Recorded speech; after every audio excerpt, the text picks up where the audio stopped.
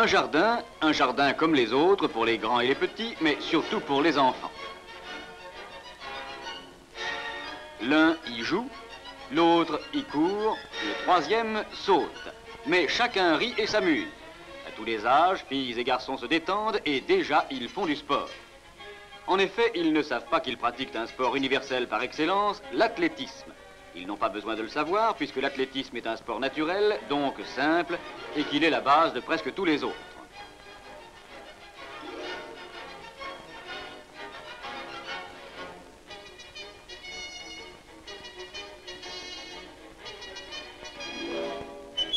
Personne n'a appris à ses enfants l'art de courir, de sauter ou de lancer une balle ou des cailloux.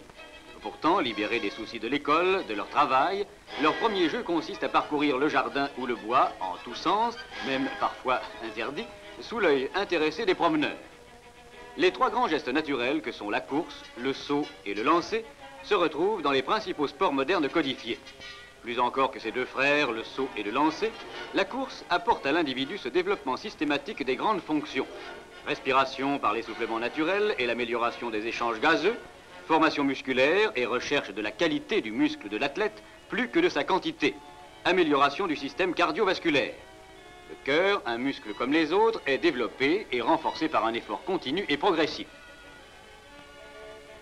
Sport naturel, l'athlétisme nécessite toutefois une préparation physique bien comprise avec la participation d'un professeur ou d'un entraîneur sous un sévère contrôle médico-sportif. L'établissement d'un programme facilitera la rapidité des progrès, évitera les abus, améliorera le rendement.